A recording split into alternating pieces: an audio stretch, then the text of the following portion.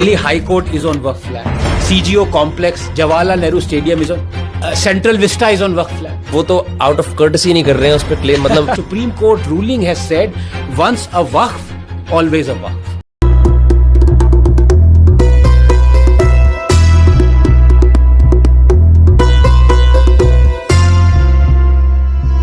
दोस्तों आदाब, मैं आपका मेज़बान अली आदिल खान सत्यम गुफ्तन प्रोग्राम लेकर आपकी खिदमत में हाजिर हूं और आप देख रहे हैं टाइम्स ऑफ पीडिया चैनल। क्या सुन्नी और शिया वक्फ की ज़मीनों को सरकार कुछ पूंजीपतियों में बांटना चाहती है, या फिर उसका इस्तेमाल मुस्लिम पिछड़ा वर्ग, बेवाओं, यतीमों, बेसहारा और मजबूर आम नागरिकों की मदद के लिए करना चाहती है, या फिर वक्फ की इन ज़मीनों पर अस्पताल और कॉलेज बनाना चाहती है, या वक्फ की लगातार होती खुर्द-बुर्द ज़मीन को माफिया से बचाना चाहती है? ये कुछ ऐसे सवाल हैं जो देश में और ख़ास तौर से जागरूक मुसलमानों के जहनों में उभर रहे हैं। अफवाहों पर चलने वाले लोगों को जो बात परेशान कर रही है वो है वक्फ एक्ट का सेक्शन 85, जो ये कहता है कि इसके फैसले को हाई कोर्ट या सुप्रीम कोर्ट में भी चुनौती नहीं दी जा सकती, और अगर बोर्ड किसी संपत्ति को अपना, या ट्रिब्यून, वक्फ ट्रिब्यून अगर किसी संपत्ति को अपना कहते हुए दावा कर दे तो इसके उलट साबित करना काफ़ी मुश्किल हो सकता है। हालांकि सच्चाई इसके बिल्कुल उलट है, यानी वक्फ की 70% प्रॉपर्टीज, जायदाद आज भी तारीख में खुर्द-बुर्द है। Waqf is the third largest landholder in India. 70% of Delhi is adjudged to be on Waqf land. You know, Antilla, Ambani's house is on Waqf land. Delhi High Court is on Waqf land. CGO complex, Jawaharlal Nehru Stadium is on. Central Vista is on Waqf land. वो तो out of courtesy नहीं कर रहे हैं उस पर claim, मतलब Supreme Court ruling has said once a Waqf, always a Waqf. अब ये वक्फ एक्ट का सेक्शन 85 लगभग वैसा ही है जैसा CAA NRC के बारे में मुसलमानों को समझाया गया था, और उससे पहले घुसपैठियों को देश से चून चून कर बाहर निकालने और उनको आइसोलेशन सेंटर्स में डालने की नेताओं के द्वारा बात फैलाई गई थी। आपको इसका अच्छी तरह से ज्ञान है। उसके बाद देश में एक मूवमेंट खड़ा हो गया था जिसकी धूम न सिर्फ भारत में बल्कि विदेशों तक गूंज रही थी। कुछ इसी तरह आर्टिकल 85 को लेकर बहुसंख्यक को पोलराइज करने के लिए यह शोशा लाया गया है, यानी वक्फ अमेंडमेंट बिल 2024। वक्फ एक्ट में इससे पहले भी संशोधन हुए हैं, ये आपको पता है। 1954 में पहला वक्फ बिल पास हुआ, इसमें कुछ कमियां रह गईं। 1955 में पहला लॉ कमीशन बना, उसके बाद सभी धर्मों के औकाफ को मुश्तरका कॉमन बिल की शक्ल देने के लिए एक तजवीज़ पार्लियामेंट में पास हुई, क्योंकि मुस्लिम वक्फ के जो कवानीन है और जो नज़्म है वो दूसरे औकाफ के मुकाबले मुख्तलिफ हैसियत रखता है, यानी शरई हैसियत उसकी मुख्तलिफ होती है। इसलिए इस पर मुस्लिम तंजीमों और कुछ सोशल एक्टिविस्ट और दानिश्वरों ने मशवरा किया, और मुस्लिम वक्फ को इससे अलहदा रखने के लिए उस वक्त के पार्लियामेंटेरियन मौलाना फजलुर रहमान सेहवारवी और दीगर MPs राष्ट्रपति डॉक्टर राजेंद्र प्रसाद से मिले और उनको मुस्लिम औकाफ के शरई पहलुओं के बारे में बताया, जो राष्ट्रपति को समझ भी आ गया।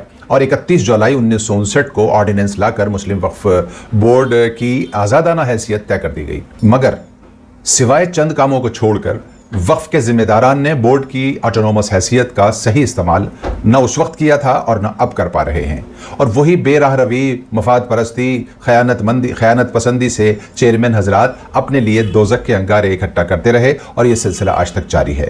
लेकिन न जाने क्या हो गया है इस खैर उम्म को कि ये अल्लाह के अहकामात और नबी के फरमान को मानकर नहीं चलती, और जालिम बादशाहों के चाबुक से चलती है और डरती है।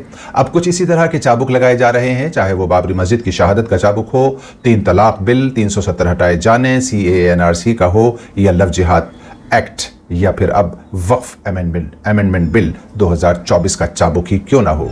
अब इसी से जो है वो जमातें भी चल रही हैं और आगे बढ़ रही हैं और फिक्रें कर रही हैं, और मुस्लिम दानिश्वरान भी सर जोड़कर बैठने की कोशिश कर रहे हैं। हालांकि ये सर कब तक जोड़कर बैठेंगे इसका भी अभी कुछ पता नहीं है। इससे पहले अमेंडमेंट बिल पर कोई अवामी बहस नहीं हुई, लेकिन अब वक्फ अमेंडमेंट बिल 2024 पर इतनी चर्चाएं क्यों हैं और क्या है इसका नफा और नुकसान? तो इसका सीधा ताल्लुक आगामी 4 स्टेट्स में होने वाले असेंबली इलेक्शन से हो सकता है, क्योंकि अब देश की सत्ताधारी पार्टी विकास और जनहितैषी योजनाओं पर नहीं बल्कि हिंदू मुस्लिम के नाम पर ध्रुवीकरण करके चुनाव लड़ती हैं। हालिया लोकसभा पूरा चुनाव नफरत और ध्रुवीकरण के आधार पर लड़ा गया, आपको इसका अच्छी तरह से इल्म है, और देश की सबसे बड़ी राजनीतिक पार्टी को सांप्रदायिकता और नफरत की राजनीति रास आ गई है। और यह सिर्फ इसलिए मुमकिन हो सका क्योंकि भारत में इलिटरेसी यानी निरक्षरता और भुखमरी आज भी काफ़ी बड़े लेवल पे है। लोग जल्दी धार्मिक आस्थाओं में बह जाते हैं। अच्छा, ये बीमारी एक धर्म के मानने वालों में नहीं है, बल्कि दोनों तरफ है।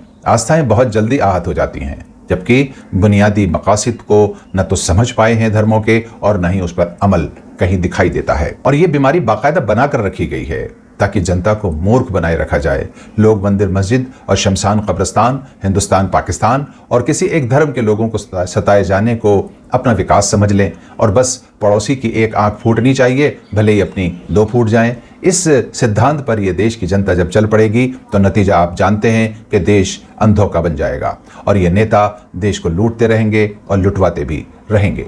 कई कानूनी विशेषज्ञों और समाजसेवी लोगों का मानना है कि वक्फ अमेंडमेंट बिल 2024 में संविधान की अवमानना होने का अंदेशा है, जबकि minority minister Kiren Rijiju parliament में बोलते हुए कह रहे हैं कि आपके माध्यम से सदन को बताना चाहता हूं, इस बिल में जो भी प्रावधान है आर्टिकल 25 से लेकर के 30 तक किसी रिलीजियस बॉडी का जो फ्रीडम है उसमें कोई हस्तक्षेप नहीं किया जा रहा है, ना ही संविधान का किसी भी अनुच्छेद का इसमें उल्लंघन किया गया है। इसमें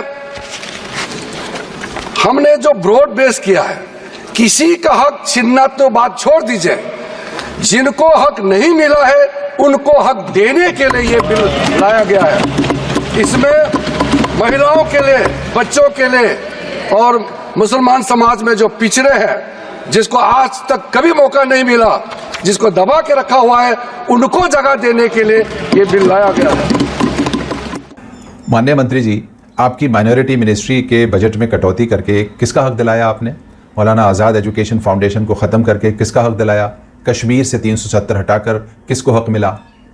हालांकि मुस्लिम महिलाओं के पारिवारिक उत्पीड़न के लिए सरकार तो जिम्मेदार नहीं है, मगर जब सरकार खुद इसका दावा करने लगे कि हम मुस्लिम महिलाओं के अधिकारों की रक्षा कर रहे हैं, उसके परिप्रेक्ष्य में हम ये सब बातें कर रहे हैं और हमें करनी पड़ रही हैं। अगर इसका जवाब माइनॉरिटी मिनिस्टर किरेन रिजिजू साहब दे सकें तो मेहरबानी होगी। यहाँ तक कि हम ये जेपीसी ने मैं समझता हूँ कि हम केवल अपने मेंबर के साथ ना करें, जो स्टेक होल्डर्स हैं, जैसे वक्फ बोर्ड अमेंडमेंट 2024 का ये एक्ट हम जो अमेंड कर रहे हैं 95 का, तो उसमें जो स्टेट्स के वक्फ बोर्ड हैं उनके चेयरमैन को भी बुलाएं, जो हमारे अल्पसंख्यक के माइनॉरिटीज़ के ऑर्गेनाइजेशंस हैं, चाहे all India Muslim personal law board हो, चाहे जमायतुल उलमा हिंद हो, या और हमारे ऑर्गेनाइजेशंस हैं, सुन्नी हैं, शिया हैं, बरेलवी हैं, देवबंदी हैं, अहले सुन्नत हैं, या जो भी आगा खानी हैं, बोरा हैं, उन सब लोगों को हम बुलाएंगे। ज़्यादा से ज़्यादा लोगों को हम अवसर देंगे। प्रॉपर्टी जो वक्फ की है तो उस पवित्र भावना को पूरा करें। वो आम मुसलमान को, गरीब मुसलमान को, पसमानदा को, हमारा ख़वातीन बहनें हों या अल्पसंख्यक के समुदाय के बच्चे हों, उनके मेडिकल के लिए, एजुकेशन के लिए उसका फ़ायदा मिल सके। जो पर्पज़ है वह को डेडिकेट करने का, उस पर्पज़ को पूरा करें। अब ये जेपीसी के अध्यक्ष महोदय हैं जगदम्बिका पाल जी, बड़ी अच्छी उर्दू बोलते हैं, धर्मों के बारे में काफ़ी इनको नॉलेज भी है और मुस्लिम बहुल एरिया से जीत कर आते हैं, अच्छे लीडर हैं बीजेपी के। इसमें दो बातें इन्होंने एक्स्ट्रा की हैं। एक तो ये कि इन्होंने जब ये कहा है कि हम स्टेक होल्डर्स को बुलाएंगे, उनके साथ बैठकर बात करेंगे, ज़्यादा से ज़्यादा स्टेक होल्डर्स को बुलाएंगे, तो इसमें ज़्यादा से ज़्यादा स्टेक होल्डर्स कौन है? ज़बरदस्ती किसको बुलाना है? भाई दो हैं इसमें, सुन्नी वक्फ बोर्ड, शिया वक्फ बोर्ड, और स्टेक होल्डर में all India Muslim personal law board और जमीयत उलमा हिंद। चूँकि जमीयत उलमा हिंद पहले से ही तहफ़्फ़ुज़ औक़ाफ़ के बारे में अपना काम करती रही है और कोशा रही है 1954 से, या फिर जमात इस्लामी हिंद है और ऑल इंडिया मुस्लिम मुशावरत है। अब दो वक्फ बोर्ड हैं जिसमें से शिया वक्फ बोर्ड तो 2-3 स्टेट्स में है, बाकी तो ज़्यादा जो मेजर रोल है वो सुन्नी वक्फ बोर्ड का ही है। इसमें आगा खानी और बोहराज को शामिल करके सरकार की बदनीयती की तरफ इशारा किया जा रहा है, मतलब इशारा हो रहा है कि वो मुस्लिम समुदाय को सेक्ट्स में भी जो है तकसीम करने के लिए और उनके बीच में एक हड्डी डालने की कोशिश होगी। लेकिन इसके साथ वो मुस्लिम महिलाओं, बच्चों, यतीम खानों की भलाई की बात कर रहे हैं और वो ये कह रहे हैं कि जो in the name of God property होती है, यानी वक्फ की होती है, वो अल्लाह के वास्ते होती है, वक्फुल अल्लाह होती है और वक्फुल अल खैर होती है, तो उसको खैर के कामों में लगाया जाए। ये बात वो बहुत अच्छी कर रहे हैं। जाहिर है कि इन दोनों के बीच में से अब आपको समझना है कि सरकार की क्या नीयत हो सकती है। न्यूज़ 18 को अपना इंटरव्यू देते हुए मौलाना अरशद मदनी क्या कह रहे हैं, ये भी ज़रा सुन लेते हैं। तो हम देख रहे हैं, ये इब्तिदा है, ये सूरत क्या है। हम अपोजिशन से और गैर अपोजिशन से मिल रहे हैं, लोगों से बातचीत कर रहे हैं और हम ये समझते हैं कि ऊपर वाला अगर चाहेगा तो ये बिल इस सूरत के साथ जो वक्फ को नुकसान पहुंचाने वाला है कामयाब नहीं होगा और इसको वापस होना पड़ेगा। सर, जो अपोजिशन पार्टीज हैं उनका जो अभी तक रुख है उससे आप सेटिस्फाइड हैं? वो सही इसका विरोध कर रहे हैं या अभी उसमें और उनको करना चाहिए? उनका जो नजरिया था, जो उन्होंने अपने इलेक्शन के अंदर पेश किया था, वो नजरिया आज तक उनका कायम है, वो उसके ऊपर चल रहे हैं। हमें उससे बहुत तवक्को है। पार्लियामेंट में अपोजिशन की मजबूती और मिली तंजीमों की बेदारी की वजह से शायद ये मुमकिन हो पाया है कि इस बार ये बिल यानी वक्फ अमेंडमेंट बिल जेपीसी को भेजा गया है।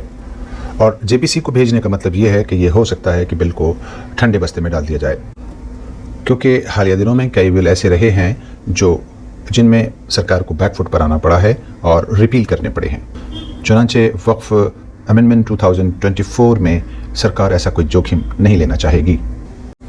अब हिंदू पैनलिस्ट और हिंदू पक्ष ये मुस्लिम स्टेक होल्डर्स से, जो वक्फ बोर्ड के स्टेक होल्डर्स कहलाए जा रहे हैं, उनसे ये सवाल कर रहा है कि हिंदुस्तान में कौन कौन से ऐसे बड़े इदारे या इंस्टीट्यूशंस बने हैं जिससे मजमूई तौर पर हिंदुस्तान के अल्पसंख्यकों और खुसूसन मुसलमानों को लाभ हो रहा है, उसका फ़ायदा पहुंच रहा है। कोई बड़ी यूनिवर्सिटी, जामिया जैसी, या कोई एम्स जैसा बड़ा हॉस्पिटल, या कोई इतना बड़ा इदारा जिसका लगातार फ़ायदा हिंदुस्तान की मुस्लिम कम्युनिटी उठा रही हो। इसका जवाब जाहिर है स्टेक होल्डर्स को ही देना है, खुसूसन जो चेयरमैन रहे हैं डिस्ट्रिक्ट बोर्ड, स्टेट बोर्ड्स के या सेंट्रल वक्फ कमीशन के, काउंसिल के, उनको इसका जवाब देना होगा। और अगर मिली तंजीमें इसका जवाब दे सकती हों तो ज़रूर दें। दोस्तों, अगर आपको वक्फ 2024 अमेंडमेंट बिल के बारे में हमारी ये वीडियो अच्छी लगी हो और आपको लगता हो कि इसमें कुछ जानकारियाँ ऐसी हैं जो जनता उनको जागरूक करने के लिए पहुँचनी चाहिए, तो आपसे हमारी दरख्वास्त है कि इस वीडियो को ज़्यादा से ज़्यादा देश में और जनहित में आगे बढ़ाएँ ताकि देश का फ़ायदा हो सके। आपका मेज़बान अली आदिल इजाज़त चाहता है, कल नए उन्वान के साथ आपकी खिदमत में फिर हाजिर होगा। तब तक के लिए खुदा हाफिज़।